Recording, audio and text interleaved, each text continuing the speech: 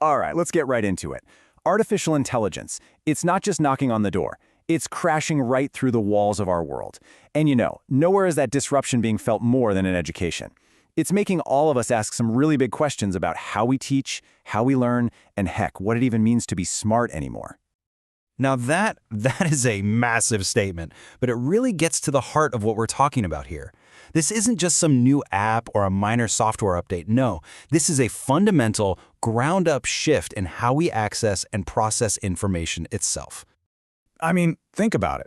For the very first time, pretty much anyone has access to this incredible library of knowledge, a tool that can break down quantum physics, write a poem, translate ancient languages, all in the blink of an eye.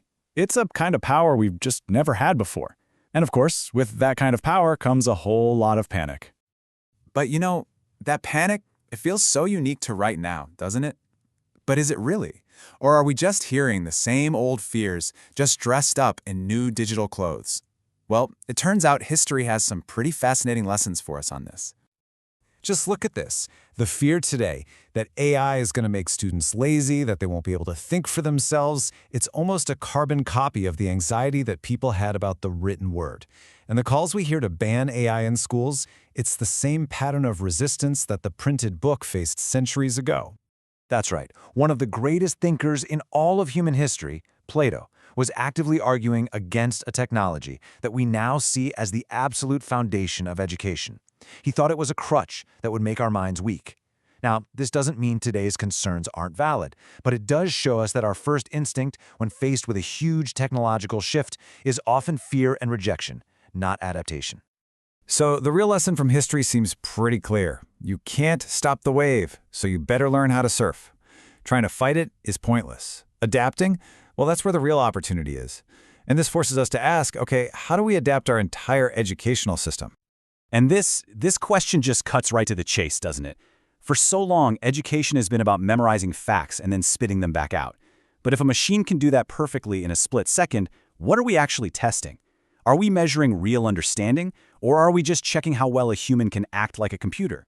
It means we have to up our game. We didn't ban the calculator from math class. We gave it to every student, and then we started asking them to solve much harder problems we couldn't tackle before.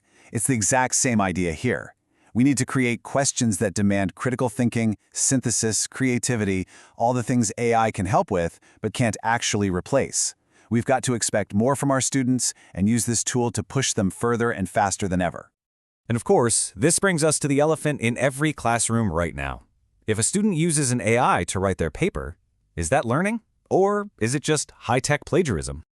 This is the new line we have to draw in the sand. It really comes down to intent and process.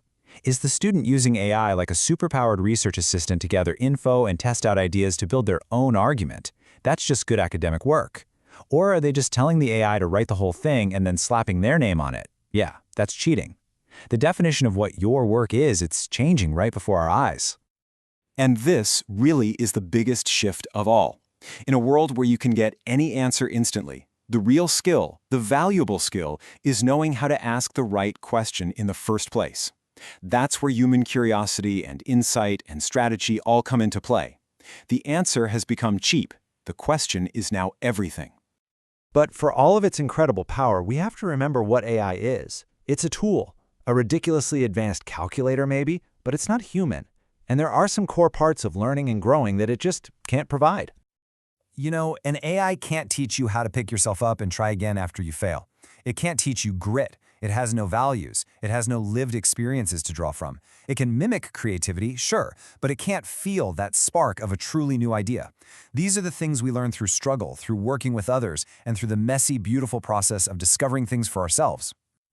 So, while AI can't teach those human qualities, this is where it gets really exciting. It can give those qualities superpowers.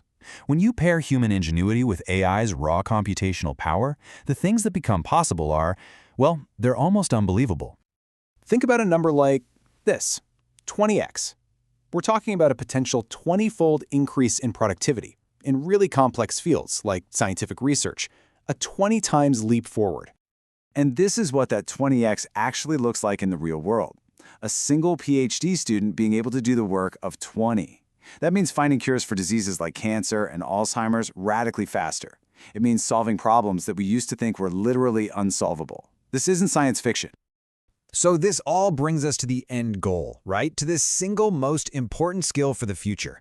If the world is changing this fast under our feet, what do we need to hold on to? I mean, this is the ultimate question for education today. How in the world do you prepare students for jobs that haven't even been invented yet, using technologies that are still just a glimmer in someone's eye? The old model, learn a fixed set of skills for a 40-year career, that model is completely broken. The answer, it seems, is to stop training people for a specific job and start building a specific capability, the ability to become a master learner. A master learner isn't defined by what they already know, but by their capacity to learn something new, to pivot, and to adapt to absolutely anything. And this is such a perfect example of what a master learner looks like. It's not about being super specialized in one tiny thing anymore. It's about combining skills that seem totally different. Someone who understands human storytelling and also knows how to build the software to share that story, that person is invaluable. It's all about being intellectually agile. And at the end of the day, this isn't about some rigid training program. It's about nurturing the one thing that will fuel a person's adaptability for their entire life, a real, genuine love of learning. If you can help a student find what makes them excited to learn, what makes them smile, they'll become a master learner all on their own. So that really leaves us with the final thought. The tools are here. The answers are cheap. The real challenge and the real adventure is now up to us. It's not about what you know anymore. It's about what you're curious enough to ask.